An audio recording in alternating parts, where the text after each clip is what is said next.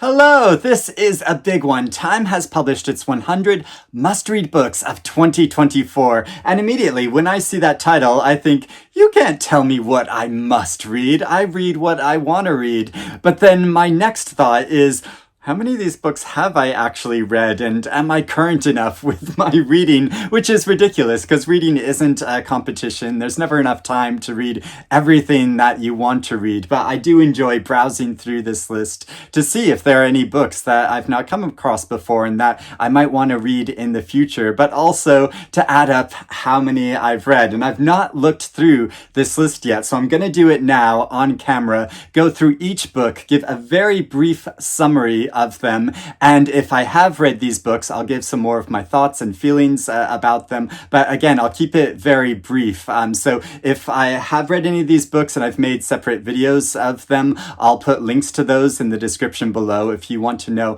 my full thoughts about them. But also, I would love to know in the comments, how many of these books have you read?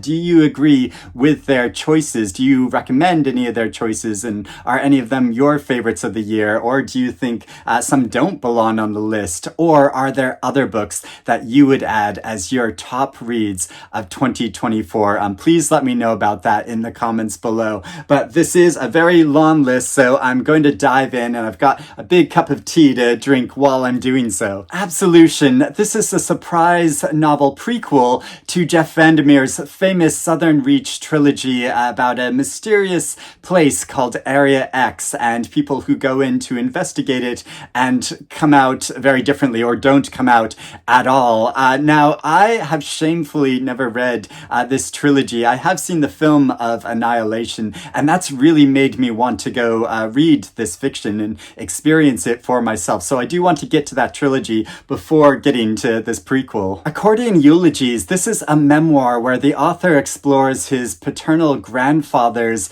history and life as a traveling accordion player and how he developed a whole mythology around him. So it's disentangling that, as well as looking at his Mexican heritage and the history of migration. All Fours, this is a novel by the artist, filmmaker, and writer about an artist who is at the midpoint in her life and the midpoint in her career and exploring other possibilities in her life, and it is said to be absolutely wild. All Things Are Too Small. This is an essay collection arguing in favor of excess and a lavish indulgence in all things pleasurable. So going against the grain of recent years and the minimalism that Marie Kondo popularized. And I love this cover, which looks like it's peeling back to reveal a Hieronymus Bosch painting. American Diva, this is a nonfiction book looking at the history of this term diva, which used to be associated with virtuosity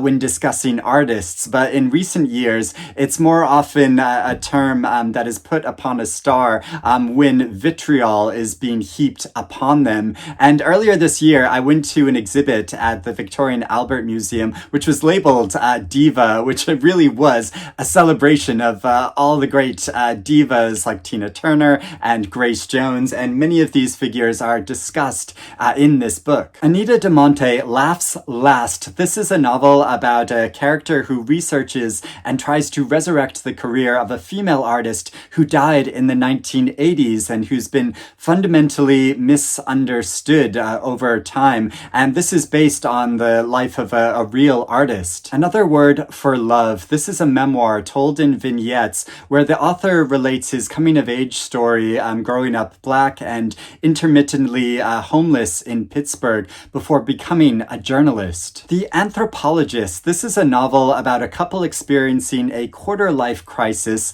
as they move to an unnamed city to establish themselves, and one of the couple begins studying their neighbors and the community as if they were an anthropologist to try to understand them and how they can fit in. The Anxious Generation. This is a nonfiction book looking at the real effect upon children who have been exposed to so much social media and the internet throughout the entirety of their childhoods and how this has led to an epidemic of mental illness. The Barn. This is a nonfiction book investigating a famous case of the murder of a 14-year-old black boy named Emmett Till in Mississippi in 1955, and uses as a focal point the barn in which he was killed, and further goes on to explore the larger issue of racism in America. Be ready when luck happens. This is a memoir by a best-selling cookbook author and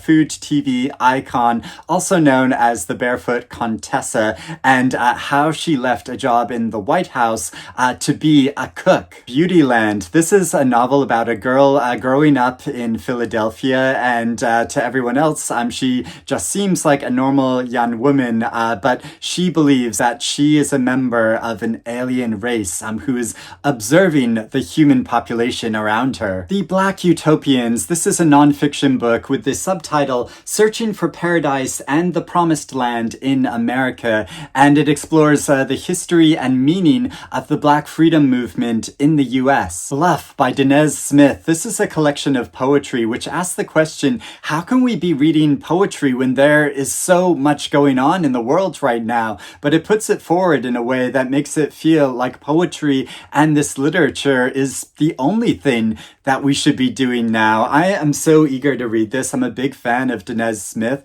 I saw them perform their poetry in London before, and it was the most powerful poetry reading I've ever experienced. So I have their previous collection, Don't Call Us Dead, here, and Danez Smith signed this for me, and I just want to show this really quickly because it's really cute, where they wrote, Eric, be a dangerous seed. I don't know if I've become that, but I love that they wrote that. The Book Censor's Library. I love that title. This is a novel and a Kafkaesque satire set in the near future where books have been banned. The Book of Love. This is a novel about three teenagers who die but who come back from the dead and have to complete a series of magical tasks in order to win a second chance at life. The Bookshop. This is a nonfiction love letter to the American independent bookshop and how these can be locations of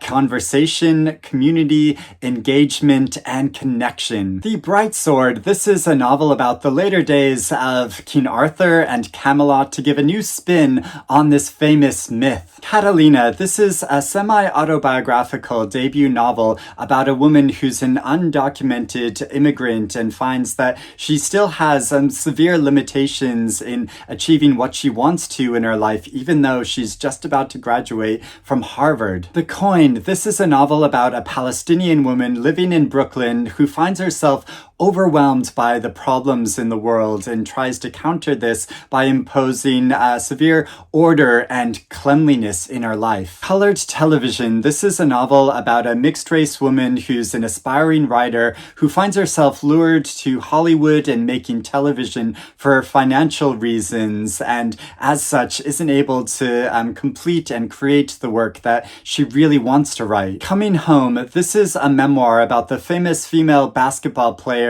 terrifying time being wrongfully detained in Russia under drug charges. A Complicated Passion. This is the first full biography about the great French filmmaker Agnes Varda, and this is so exciting because I just bought this book the other day when I was in a bookshop and I was doing some pre-Christmas shopping, and my husband is a huge fan of films and we're both big fans of Agnes Varda, so I'll go get my copy of this book. And here it is. I had to retrieve it from the back of my closet where I hide all of my future presents. I think it's okay to show it here because I don't think my husband watches my videos, but I partly got this book as a gift because I kind of want to read it myself because Agnes Varda is so great, and I also got this this box set of some of her films. She was very prolific, made some fictional films, and in her later years especially made a lot of documentaries. So her film from the 60s, Cleo, from 5 to 7, is an absolute classic, but also her documentary, The Gleaners and I, is so beautiful and powerful. I'm so excited to see this book on the list. Connie. This is a memoir by the great Asian American journalist Connie Chun, and I grew up watching her on my television so often, so I'd be really keen to learn about her story and how she became such such a pioneer. Consent. This is a memoir where the author examines the start of her relationship with a painter who was 30 years her senior and reevaluates this relationship through the lens of the Me Too movement. Devil is Fine. This is a novel that incorporates magical realism to tell the story of a biracial professor and a struggling writer who inherits a plot of land that he learns was a former plantation owned by his white grandfather, and coming to terms with this. I think this sounds fascinating, and I love the cover with jellyfish on it. So I'd never heard of this before, but I'd really like to read it now. Didion and Babbitts. This is a nonfiction book about the extremely cool authors Joan Didion and Eve Babbitts, and how in the 1960s and 1970s they forged a connection with each other and found points of commonality, even though they were very different from one another. Dinner for Vampires. This is a memoir by the author and actress and how she became involved with a cult for 10 years where she was emotionally manipulated and nearly financially drained. The Eyes Are the Best Part. This is a debut novel about a teenage girl whose father leaves and her Korean mother takes up with a white man, and this teenage girl starts dreaming about devouring this white man's blue eyes. So it's about misogyny and Asian fetishization and cannibalism. I think it sounds terrifying, and this cover is terrifying. Feeding Ghosts. This is a graphic memoir about the women in the author's family, especially her grandmother who fled communist China to become a journalist. Fee. This is a memoir where the author tries to find a cure for the deep mountain of grief she feels over the loss of her son. Fire Exit. This is a novel about a white man who's grappling with the secret that he has a half Native American daughter who's growing up in the Penobscot Reservation in Maine. I've had a copy of this book ever since it was published a couple months ago here in the UK, and I really want to get to reading it. The Friday Afternoon Club. This is a memoir about the author Griffin Dunn's privilege and tragedy that his family experienced living in Hollywood, and how his father was John Gregory Dunn, who was married to Joan Didion. Funny story. This is a novel about a children's librarian whose fiance leaves her for her childhood best friend, but how she forges an unlikely connection to help her get over this tragic heartbreak. Get the picture. This is a memoir about how the author explores all levels of the art scene, from the artists to the people who finance it. Ghost Roots. This is a collection of 12 gothic tales set in Nigeria that explore real-world issues as well as supernatural ones. The God of the Woods. This is a novel about the mystery surrounding some privileged children who go missing over a number of years at a camp. The Great Divide. This is a historical epic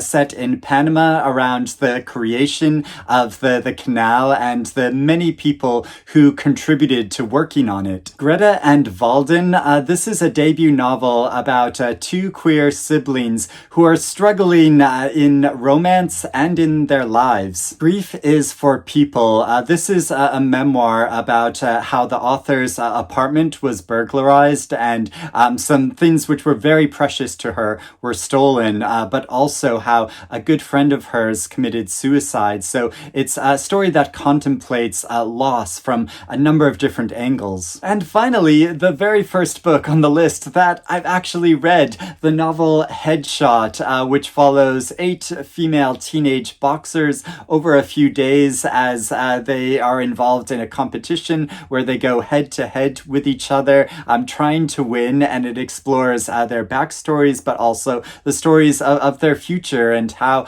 this is a pivotal point of growth in their lives. I found it really meaningful and powerful and really tense. Health and Safety. This This is a memoir where the author explores a period in her life when she was trying as many psychedelic drugs as possible, and she thought it was all for fun and that she was in control until things got serious. Help Wanted. This is a novel that follows a number of employees in a struggling superstore and warehouse and how they're caught up in larger issues to do with the economy and capitalism. Hip Hop is History. This is an account of the first 50 years of hip hop through the memories and personal point of view of this celebrated musician. How to End a Love Story. This is a novel about a woman who is still grieving the loss of her younger sister, even though she's become very successful in her life, but how she forges a connection with someone who was connected with her sister's death. This is a thriller set in a near future that's crippled by climate change, where AI bots called Hums control everything about humans' lives. The Hypocrite. This is a novel where a disgraced novelist finds that his daughter has written a play about his life. I Cannot Control Everything Forever. This is a memoir where the author explores the struggles she encountered becoming a mother in her late 30s. I'm mostly here to enjoy myself. This is a memoir about how the author went on a 5-week stint to Paris after the restrictions surrounding the recent pandemic were lifted, and how she went there to connect with friends and experience culture, but also to enjoy the pleasures of the flesh and human contact after this period of isolation. I love the cover of this book. Intermezzo by Sally Rooney. I loved reading this novel about two Irish brothers who are experiencing grief after the recent loss of their father, but also are struggling in their romantic relationships and their connections with each other, and the many deep, meaningful conversations they have, and how they are playing different roles in their lives with the people that they are closest to. James, this incredible novel which recounts the adventures of Huckleberry Finn, but from the character of Jim's perspective, showing events when he was with Huck, but also when he was away from him, and about his personal development, about his complex connection with Huck Finn, and it is just a masterpiece. Knife. This is a memoir by the great author who's had death threats hanging over him for many years, but in August 2022, he was attacked by a man with a knife and nearly killed. Lessons for Survival. This is a collection of essays where the author looks at some of the biggest issues that we're facing in the world and her fears for the future, but how she still has hope for it and for the lives of her children, which is why it's subtitled Mothering Against the Apocalypse, and the apocalypse is in quotation marks. Lies and Weddings. This is a novel about a man who believes that he's due to inherit a giant fortune, but instead he inherits massive amounts of debt, and so his family encourages him to marry someone rich before it's too late. The Light Eaters. This is a non-fiction book which explores the question about whether plants are intelligent and have consciousness, and about some of the scientific misunderstandings surrounding this issue. The Lion's Den. This is a novel about a woman who has just become a lawyer in Zambia, and the first case that she takes on is of a queer individual who is persecuted and who goes missing. Long Island, the sequel to the great novel Brooklyn, and it's a novel that I think is equally great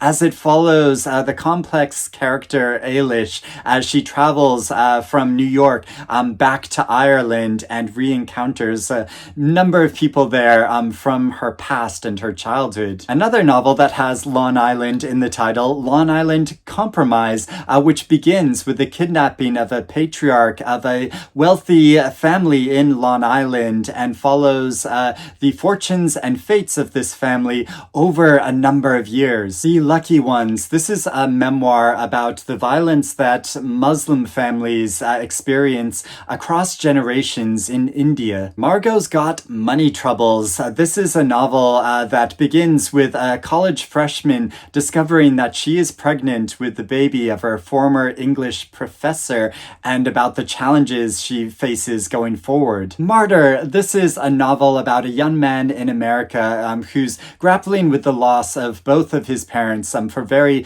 different reasons, and about how he's a struggling poet, about how he's a recovering addict, and it is told in such a creative and refreshing way. I found this novel so refreshing and lively and just a wonderful read. Memory Peace. This is a novel about three Asian American women who are close friends starting in the 1980s, but who have very different professional ambitions, and it follows them over a number of decades and into the future. The Mighty Red, the new novel from the great Louise Erdrich, and this is a multi-generational tale set amidst the 2008 financial crisis. Mina's Matchbox. This is a novel about a 12-year-old girl who goes to stay at her aunt's house and there forges a connection with her cousin and the many wondrous animals that inhabit this home. More Please. This is a memoir where the author explores her struggles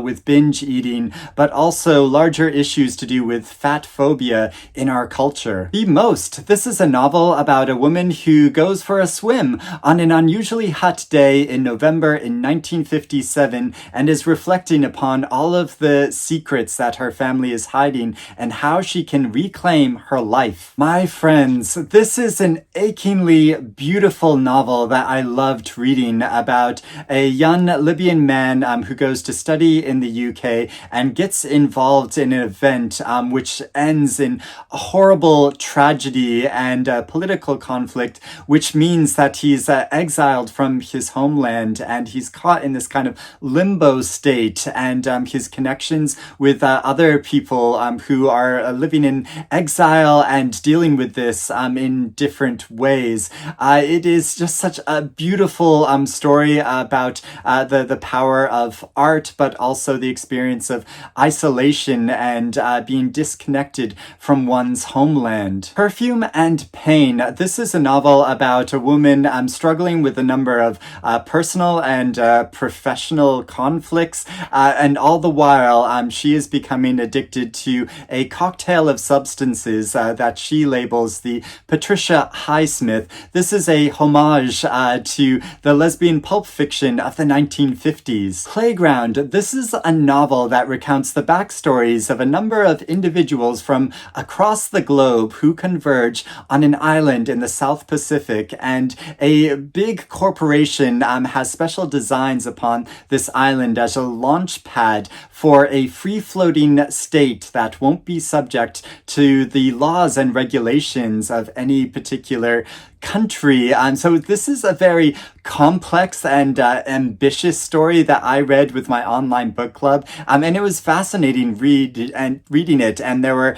a number of interesting characters in it that I really connected to. I don't know if the novel entirely stands up together, but it has a fascinating twist at the end that had so many of us talking and discussing it. Private Equity. This is a memoir by a woman who became the personal assistant to a billionaire hedge fund founder, and the many absurd tasks that she was ordered to perform, and also the surprising discoveries that she made. Rebel Girl. This is a memoir by the founder of the punk band Bikini Kill, which started in 1990, and how she became part of a new feminist movement. Rejection. This is a book of interconnected short stories about lonely individuals who are trying to forge connections through social media and dating apps, but often finding rejection. The Rich People Have Gone Away. This is a novel about a couple who flee their home in Brooklyn at the beginning of the pandemic for their second home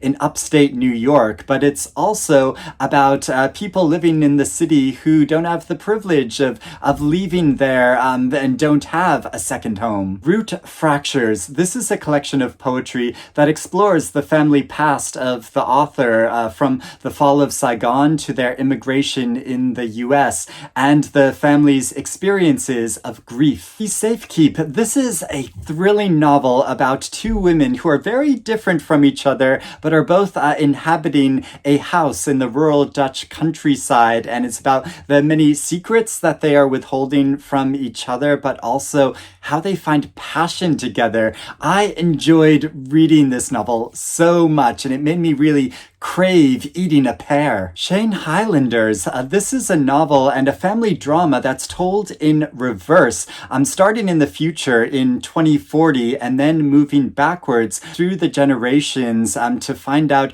how the family got to this point. Sidetracks. This is a book of poetry where the author's reflecting on his life in politics and art and his life in exile from China. The Skunks. This is a novel about a woman who has just finished college and moved back to her hometown to take on a number of odd jobs, but how she becomes oddly obsessed with 3 skunks that she sees in her yard. Slave Road. This is an autobiography regarding the author's life, but it also takes a creative approach to look at the larger history of African men and women who were stolen and forcibly taken to the United States amidst the slave trade. Soldiers and Kings. This is a nonfiction book where the author spent several years with migrants from South America and Mexico who were traveling to the US, but also the people who were smuggling them and helping them to get there. Someone Like Us. This is a novel told from the point of view of an unreliable narrator and journalist who's trying to trace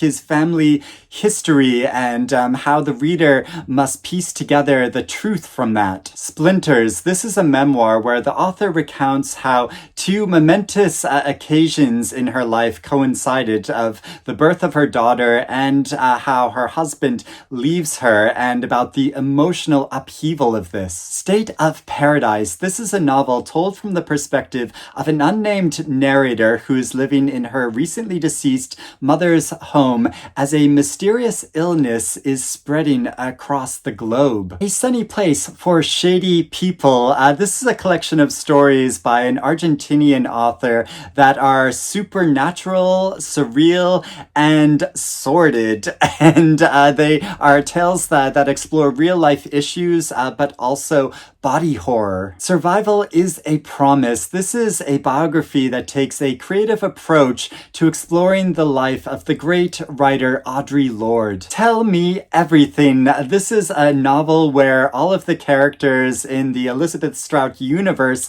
converge in Maine, and we follow them later on in their lives as they are making connections with each other, and it is just a joy and pleasure to read as they have many conversations and share stories, and I had so much fun reading this novel aloud and doing voices for the many different characters. There Is No Ethan. This is a memoir where the author recounts her experiences being catfished by a man she met and became romantically involved with online who called himself Ethan, and how she fell prey to this, but also how she makes connections with 2 other women who are also this man's victims. There's Always This Year. This is a memoir where the author recounts his passion for basketball, but also about his experiences growing up in Ohio and the mentors who inspired him. Traveling. This is a biography about the great musician Joni Mitchell and the many stages and